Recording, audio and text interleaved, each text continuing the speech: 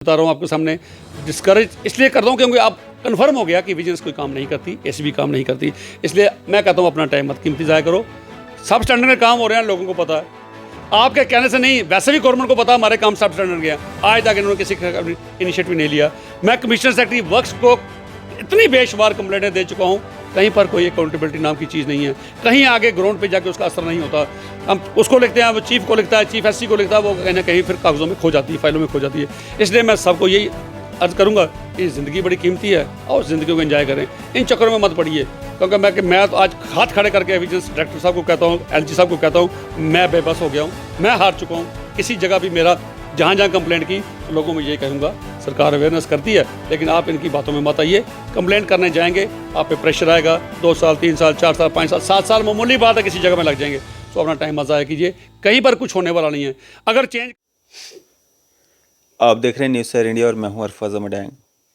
आप और हम सब जानते हैं विजिलेंस अवेयरनेस वीक जो है वो मनाया जा रहा है और इसकी असली हकीकत है क्या।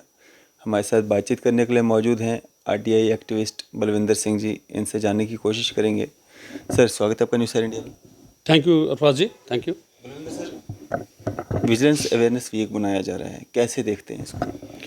देखिए, हमारा विजिलेंस ऑर्गेनाइजेशन एक्ट बड़ा पुराना जम्मू कश्मीर में था, लेकिन सरकार ने रियलाइज़ किया कि ये शायद कहीं ना कहीं टूथलेस है, तो इसको to give notice to the vigilance organisation उन्होंने एसीबी एंटी करप्शन ब्यूरो 2018 में बनाया। तो हमें भी अच्छा लगा, सुनने में बड़ा अच्छा लगा। शायद इसका नाम चेंज करने से इसके अंदर की जनरल लेवल हलिंग भी हो जाएगी, लेकिन ऐसा कुछ ग्राउंड पे नहीं दिखाई दिया। क्योंकि मेरा खुद का जो बेटर एक्सपीरियंस है वो ये कहता है, सरकार दावे तो बड़े बड़े करती है, तो मैं ये जो चीज़ें मेरे पास पड़ी हैं, ये उनकी पोल खोलती हैं उन दावों की कि उनके दावे कहाँ स्टैंड करते हैं। अगर पहले तो चीज़ें लोग सरकार को खुद, अगर कोई पब्लिक डोमेन में कुछ चीज़ें आती हैं तो सरकार को एज ए विजिलेंस डायरेक्टर होने के नाते, विजिलेंस की ऑर्गेनाइजेशन होने के नाते उनको कॉग्निजेंस लेना चाहिए उन चीज़ों को। लेकिन फिर भी कुछ मेरे जैसे लोग कुछ आगे निकल के आते हैं, जो समाज के लिए कुछ करना चाहते हैं, करप्शन फ्री सोसाइटी देना चाहते हैं, तो आगे निकल के आते हैं। मैं समझता हूँ हम जैसे लोगों को भी कहीं ना कहीं डिस्करेजमेंट होती है, क्योंकि अगर एक केस को अरफाजी अगर 5-5 साल लगा दोगे विजिलेंस पे जाके, वहाँ चक्कर लगा के, तो आदमी एग्जॉस्ट हो जाता है, थक जाता, दोबारा कोई जरूरत नहीं करता वहाँ जाके किसी कंप्लेंट की। मैं 1-2 केसों का ही जिक्र करूँगा जिससे ये साबित होगा इनकी जो पोल खुलती है। सर, आज से 7-8 साल पहले मुझे ये पता चला कि काफ़ी सरवार एक हॉस्पिटल है, सरवार हॉस्पिटल में एक मेडिकल शॉप देनी थी, केमिस्ट शॉप देनी थी, तो उसके लिए इन्होंने टेंडर किए। तो टेंडर किए तो बड़े अच्छे रेट्स आए। देखने को यह है कि जिन लोगों ने काम करना था उन्होंने रेट्स कम डाले। एनुअल जो डाला, किसी ने 18 लाख, किसी ने 20 लाख, किसी 22 लाख। एक शख्स ने 38 लाख पर एनम उसका किराया डाल दिया। तो क्योंकि उसको पता था उसका उस वक्त का जो हमारे पॉलिटिकल लीडरशिप है उसमें बड़ा उसकी से थी, तो उसने कहा मैंने देना तो नहीं है, लेकिन डाल के बीच में तो एंटर करो। तो उसमें हमारे कहीं ना कहीं जो गवर्नमेंट एम्प्लॉई हैं, जो पब्लिक सर्वेंट्स हैं, इनकी कहीं ना कहीं मिली भगत होती रहती है इन चीज़ों के लिए। तो वो इस चीज़ में निकल के सामने आई। जब उसको दुकान लाट कर दी गई तो उसको ये कहा गया था कि हम आपको एक परमानेंट शॉप पक्की नई बना के देंगे, तो आप उसमें शिफ्ट कर, उसमें आओगे तो तब आप हमें 38 लाख रुपये का दोगे, एनुअल किराया आपका लगेगा। तो देखना अरबाजी क्या हुआ, जब उसको अलाटमेंट कर दी गई, टेंडर खुल गया, अलाटमेंट होगी। उस अलाटमेंट के बाद वहाँ के सुप्रिटेंडेंट ने उसके साथ एक बहुत बड़ा नेक्सस किया, एक उसमें सरकार को चूना लगाने की कोशिश की। उसने उसमें लाइन ऐड कर दी। उसने उसको पहले लिखा कि आप ऐसा करो, जल्दी इमरजेंसी, हमें हॉस्पिटल में मेडिसिन की बड़ी शॉर्टेज है, आप जल्दी आ गए हॉस्पिटल में अंदर, हमारे पास एक पुरानी दुकान बनी हुई है, आप उसमें शिफ्ट कर जाइए और उसका किराया आप हमें 4,000 दे दीजिए, तो बाकी पैसा आप तब दीजिए जब तक आपको नई दुकान नहीं मिलती। यह लाइन अलाटमेंट के बाद लिखी गई। बस यही लाइन है जिस वजह से आज सरकार को 4 करोड़ का चूना लगा है। जब मुझे अंदर से कुछ कंप्लेंट आनी शुरू हुई, ऐसे इस शख्स ने, इस सुप्रिटेंडेंट ने इसमें कुछ अमेंडमेंट्स की हैं उसको फ़ायदा देने के लिए, तो मैंने आर्टिकल लगा के कुछ 6 महीने साल अलाटमेंट हो चुका था। साल के बाद मुझे अलाटमेंट, मैंने कापियाँ निकाली, सारा डाटा लिया, उसमें मैं पढ़ा, तो कुछ दिन लगे पढ़ने में, तो मैं आगे उस पॉइंट पे पहुंच गया भाई उसमें कहाँ गड़बड़ की थी। क्योंकि उसने वो लाइन, अलाटमेंट के बाद कोई भी चीज़ चेंज नहीं की जा सकती। जो टर्म्स एंड कंडीशन टेंडर में होते हैं वो अलाटमेंट के बाद चेंज करने वाला कोई भी ताकत नहीं कर सकती। तो उसने वो लाइन चेंज की, तो उसको पुरानी दुकान में दे दिया, 4,000 रुपये किराया देना शुरू कर दिया। आज इस बात को 10 साल हो गए हैं, वो आज भी पुरानी दुकान में बैठा है, 38 लाख रुपया किराया जाया जा रहा है। फिर उसकी मैंने पूरी तहकीकात की। जो रोगी कल्याण समिति के मेंबर थे, हमारे स्वर्गवासी चमन लाल जी थे, इनको पूछा, उन्होंने कहा मैंने इसमें कोई साइन नहीं किए। और जो मेंबर थे हमारे एग्जीक्यूटिव इंजीनियर थे, AWs थे, हेल्थ अफसर था, सबको मैंने पूछा, उन्होंने कहा बिल्कुल जी ऐसा कोई भी मीटिंग एजेंडा हमारे पास नहीं आया, हमने इसको सेंक्शन नहीं की।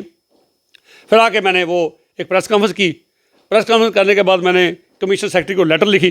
जो कमीशन सेक्रेटरी को लेटर लिखी, तो लेटर लिखी, मुझे उम्मीद थी कि बहुत जल्दी ये, क्योंकि ये काम कमीशन सेक्रेटरी का अपना था, ये डायरेक्टर हेल्थ का खुद काम का था, भाई उनकी दुकानों में कहीं ना कहीं गड़बड़ हुई है अलॉटमेंट में, तो वो उसकी इन्वेस्टिगेशन करते। जो एम्प्लॉई है गवर्नमेंट के, अगर वो गवर्नमेंट के साथ दगा करेंगे तो उसके खिलाफ एक्शन लेना था डिपार्टमेंट ने। उन्होंने नहीं लिया एज एन RTI एक्टिविस्ट, मैंने वो लिया।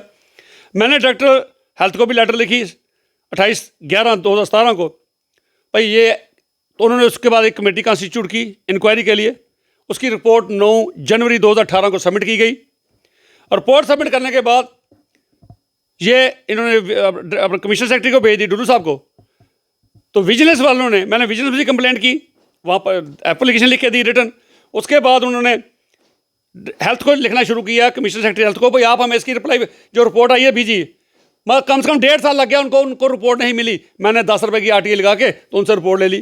फिर मैं जैन साहब से मिला एक बार, डायरेक्टर साहब से, मैंने कहा जी आपकी विजिलेंस क्या कर रही है, SB क्या कर रही है, आपकी 4 लेटरें गई हैं, कमिश्नर सेक्रेटरी आपको रिपोर्ट नहीं दे रहा, मेरे पास रिपोर्ट पड़ी है, मैंने RTI के अंडर ले लिया है, तो आप अंदाज़ा लगाइए अपना कि आप क्या हैसियत रखते हैं, आपकी क्या ताकत है और एक RTI की क्या ताकत है। उन्होंने कहा चलो आप अपना जवाब मुझे दीजिए, मैं इसी से काम चलाता हूँ। मत ये समझ सकते हैं आप रफात जी, मैं डायरेक्टर विजिलेंस लिखता है कमिश्नर सेक्रेटरी को, भाई जो इंक्वायरी कमेटी की रिपोर्ट थी वो हमें दीजिए। वो 3 रिमाइंडर वो देता है बार बार। उसने रिमाइंडर 8/9/17 को, 19/4/18 को, 27/9/18 को रिमाइंडर पे रिमाइंडर देते हैं कमिश्नर सेक्रेटरी को, और वो रिप्लाई नहीं देता। इसमें कमिश्नर सेक्रेटरी भी अपने किसी शख्स को बचाना चाहता। तो फिर फाइनली इतनी मेहनत करने के बाद FIR रजिस्टर हुई 15/7/2020 को। 15/7/2020 को जो सिलसिला 17 में शुरू हुआ था, 20 में जाके 3 साल के बाद उसकी FIR लगी। FIR के बाद IO बने, इन्वेस्टिगेशन की गई, मुझे बुलाया गया, स्टेटमेंट रिकॉर्ड की गई। इस बीच में मुझ पर कुछ थोड़ा प्रेशर भी पड़ा। एक्यूज़ ने भी 1-2 बार मुझे कहा, अभिनंदन जी अगर आप उसको फॉलो ना करें तो मुझे विजिलेंस वाले कहते हैं अगर वो सदात जी को रोक लो, अगर वो फॉलो नहीं करेंगे तो हम छोड़ देंगे, ये भी कहा गया बीच में। उसके बाद मैं कम से कम आज तक 100 चक्कर वहाँ लगा चुका हूँ, SSP साहब के पास, IO के साहब के पास, डायरेक्टर के पास, सबके पास, भाई करिए, स्पीड अप कीजिए। हाँ जी, 28/2 के बाद जो मैं वहाँ पर, अच्छा उसके बाद फाइनली आप उन्होंने इन्वेस्टिगेशन करके कंप्लीट करके अब उन्होंने डायरेक्टर अपना GAD को लिखा हुआ है। डायरेक्टर ACB ने 28/2/22 को, ये 28/2/22 की ये लेटर है, ये मैं बताऊंगा 28/2/22 की लेटर, ये डायरेक्टर विजिलेंस को लिखी हुई है, और अपना डायरेक्टर ACB ने GAD को लिखी है, पर इसकी प्रोसिक्यूशन के लिए सैंक्शन दी जाए। तो मैं हैरान होता हूँ, आज 9 महीने हो गए हैं, इसके ऊपर कोई कार्रवाई नहीं की गई। तो आप लोगों को क्या समझते हो? अब लोगों को वो ये विजिलेंस अवेयरनेस वीक करके लोगों को क्या कहना चाहते हो? मैं बताता हूँ आपको, मैं लोगों से कहना चाहूँगा बिल्कुल कंप्लेंट में मत जाइए, क्योंकि वहाँ कंप्लेंट का डिस्पोजल ही नहीं है। आप अपनी ज़िंदगी अपना इस तरह ज़ाया मत कर दीजिए, क्योंकि मज़ा तब आता ना अगर अरफाज साहब मैं 17 में गया था, 18-19 में ये फाइनल डिस्पोजल हो गया होता, मैं और 10 केस लेके जाता। अगर 5-5 साल आप डिस्पोजल में लगा दोगे, अच्छा फिर बाद में क्या करते हो? तब तक वो जो प्राइस पोस्टिंग में बैठा हुआ वो सुप्रीडेंट आज भी 28 में उसकी रिटायरमेंट है, 3-4-5 साल केस कोर्ट में चलेंगे, उसकी विटनेसेस होंगे, तब तक कई विटनेसेस खत्म हो गए होंगे, मर खप गए होंगे, उसके बाद वो रिटायर हो चुका होगा, उसके बाद आप उसका डिस्पोजल करोगे, फिर आप किसको पनिश करोगे? सुप्रीम कोर्ट की गाइडलाइंस कितनी बार आई है, भाई जिसके ऊपर कोई केस रजिस्टर होता है, FIR लगती है, वो प्राइस पोस्टिंग में नहीं बैठ सकता, तो आप उसकी वायलेशन करते हो। कौन सी विजिलेंस आपकी? क्या कभी आपने ऑर्डर निकाले भाई जिन जिन अफसर के ऊपर विजिलेंस केसेज हैं वो प्राइस पोस्टिंग पे आज भी बैठे हैं? हमारे कई ब्यूरोक्रेट जम्मू के जो गन लाइसेंस के स्कैंडल में आए, जो रोशनी स्कैम में आए, आपने उनको क्लियरेंस दे दी, क्या आपने उनको कहीं साइडलाइन किया? आज ही वो प्राइस पोस्टिंग पे बैठे हैं। आप क्या मैसेज देना चाहते हो? अवेयरनेस लगा के क्या मैसेज देना चाहते हो? रोज आपके मैसेज जो आपकी करनी लोगों के सामने आती है, ये मैं साबित करता हूँ कि आपकी करनी क्या है। पहले तो कन्विक्शन रेट नहीं है, 5 साल हम लगा देंगे यहाँ करने के लिए, पहले लोगों से दुश्मनी मोड़ लेंगे, जो ड्रग माफिया, जो दुकानदार है वो मेरे दुश्मन बनेंगे, वो सुप्रीडेंट मेरा दुश्मन बनेगा, और 10 दुश्मनों में अपने क्रिएट करूँ, किस लिए करूँगा? क्यों क्रिएट करूँगा? मज़ा तब था मैं कंप्लेंट की, साल के अंदर डिस्पोजल होता, तो उसको कहीं ना कहीं उसकी एक कन्विक्शन हो गई होती, तो मेरा भी दिल पड़ता भाई नहीं, ऐसा करने से करप्शन सोसाइटी में खत्म होती है। बिल्कुल करप्शन विजिलेंस के थ्रू सोसाइटी में करप्शन, डर इसका है, नाम एक है, हाँ लोगों को वहाँ हरास किया जाता है। बहुत बार हमने देखा, बहुत बार मैंने ये भी देखा कि जिसके खिलाफ कंप्लेंट की है, सपोज अगर 2 साल 3 साल लगाने के बाद इन्होंने उसके ऊपर FIR लगाया, अगर कोई सुपरिटेंडेंट इंजीनियर के ऊपर FIR लगा, तो 2-3 सालों के बाद ही उसकी एक्यूटल हो गए, वो चीफ इंजीनियर बन के बाहर आ गया। तो मुझे कोई बिजनेस वाले बताएं तो सही ना, कितनों को आपने पकड़ा, कितने बड़े बड़े शार्क्स जो बिग फिश बैठी हुई है, कितनों को आपने पकड़ा। हाँ, न्यूज़ आपकी बड़ी आती हैं, पटवारी को आपने पकड़ लिया, मास्टर को आपने पकड़ लिया, बड़े बड़े जो ब्यूरोक्रेट, बड़े बड़े पॉलिटिशियंस, इनकी कन्विक्शन क्यों नहीं होती? इनका आप पहले तो यहाँ पर ट्राई, उसकी जो इन्वेस्टिगेशन होती है वो कंप्लीट टाइम पे नहीं होती, फिर जीएडी में जाती है, जीएडी में एक आईएएस की बहुत बड़ी लाभी है, उसके ऊपर बैठ जाते हैं। क्यों आपके जो जेडीए के पहले वाइस चांसलर थे जो गन स्कैम में आए, क्या उनके ऊपर क्या हुआ? और जो हमारे कितने बड़े बड़े अफसर हैं जिन्होंने वो पैसा निकाला जिनके लिए वो एंटाइटलमेंट नहीं थी, उसके बाद जब पता चला तो कहना अच्छा जी मैं जमा कराता हूँ।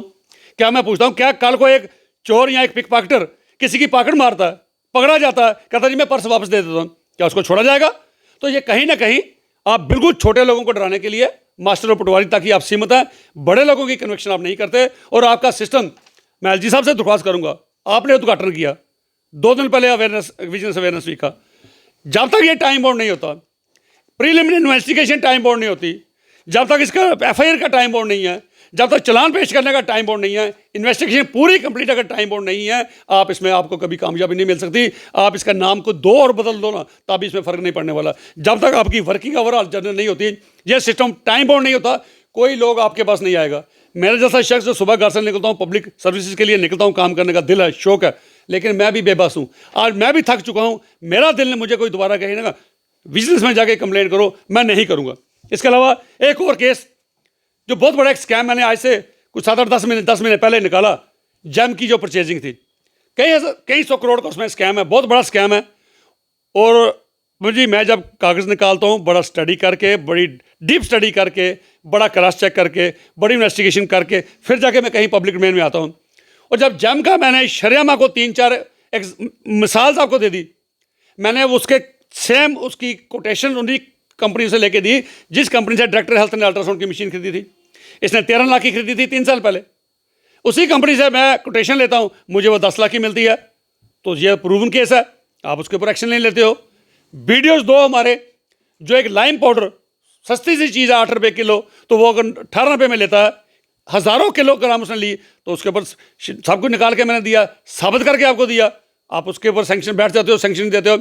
आप जो आईओ साहब हैं उन्होंने उसको आगे भेजा हुआ है, जीएडी पे उसने भेजा डायरेक्टर एसीबी को, भाई आप इसकी सैंक्शन दीजिए, हम इसकी पहले प्रीलिमिनरी इंक्वायरी इनिशिएट करें।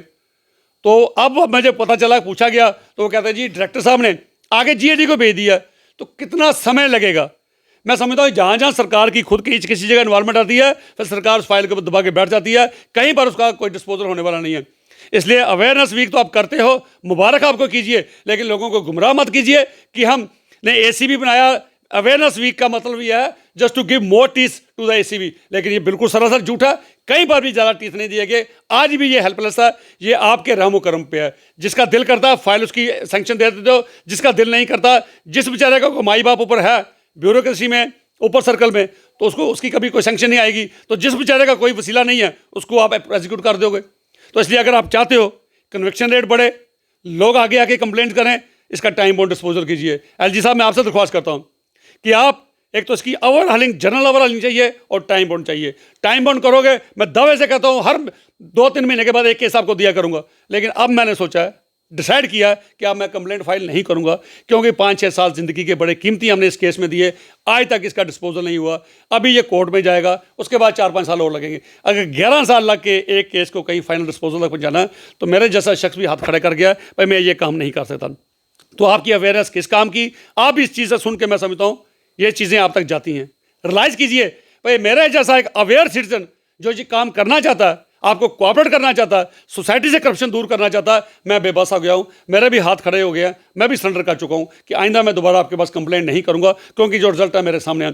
सर इतनी बड़ी फाइल शायद किसी इंक्वायरी अफसर के पास भी नहीं होगी जो इस सरवार हॉस्पिटल की मेरे पास है।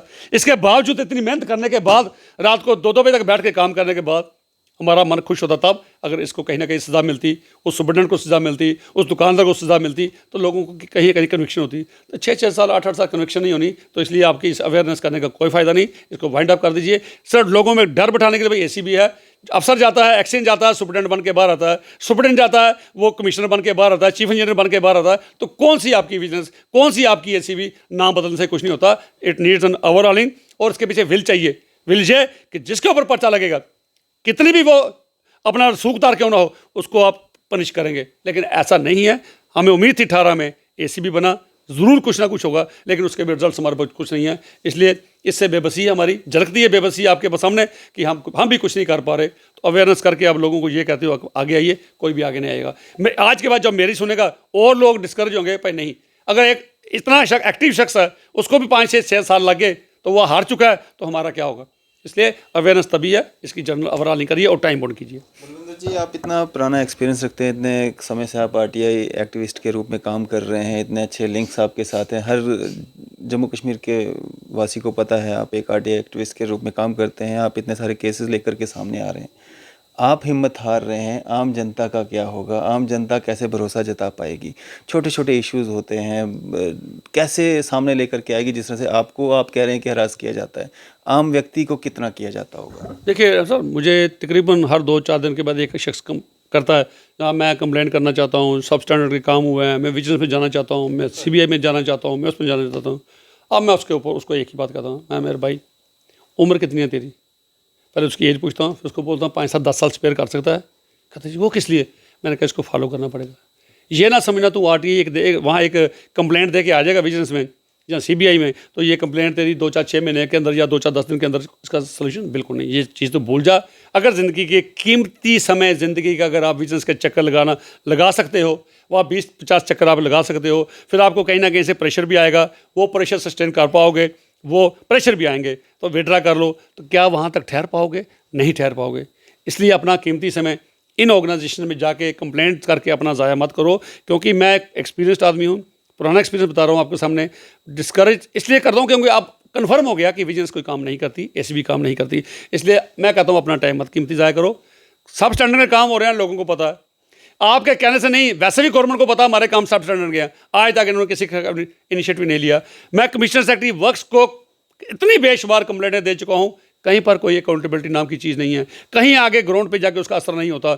हम उसको लिखते हैं, वो चीफ को लिखता है, चीफ एससी को लिखता है, वो कहीं ना कहीं फिर कागज़ों में खो जाती है, फाइलों में खो जाती है। इसलिए मैं सबको यही अर्ज करूँगा कि ज़िंदगी बड़ी कीमती है और ज़िंदगी को एंजॉय करें, इन चक्करों में मत पड़िए। क्योंकि मैं तो आज हाथ खड़े करके विजिलेंस डायरेक्टर साहब को कहता हूँ, एलजी साहब को कहता हूँ, मैं बेबस हो गया हूँ, मैं हार चुका हूँ। किसी जगह भी मेरा जहाँ जहाँ कंप्लेंट की तो लोगों में यही कहूँगा, सरकार अवेयरनेस करती है, लेकिन आप इनकी बातों में मत आइए। कंप्लेंट करने जाएंगे, आप पे प्रेशर आएगा, 2 साल 3 साल 4 साल 5 साल 7 साल मामूली बात है, किसी जगह में लग जाएंगे। सो अपना टाइम मज़ा कीजिए, कहीं पर कुछ होने वाला नहीं है। अगर चेंज करना हो, सरकार चाहे तो विदिन एक कलम की एक नोक से उसको चेंज कर सकती है, लेकिन कहीं ना कहीं विल पावर की कमी है। सरकार जिस दिन ये तय कर लेगी कि करप्शन को ख़त्म करना है, टाइम बाउंड करेगी, उसके बाद कंप्लेंट करने का फ़ायदा, अदरवाइज कोई कंप्लेंट करने का कोई फ़ायदा नहीं। चलो, शुक्रिया हमारे साथ बातचीत करने के लिए। Thank you Arfaz ji, thank you. ये थे हमारे साथ आरटीआई एक्टिविस्ट बलविंदर सिंह जी। आपकी इस सब पे क्या राय है? आप भी अपनी राय जो है ज़रूर साझा कीजिएगा। इसी तरह की मज़ीद अपडेट्स के लिए आप देखते रहें न्यूज़ शहर इंडिया। मैं अरफाज अहमद, कैमरामैन शाहनवाज के साथ।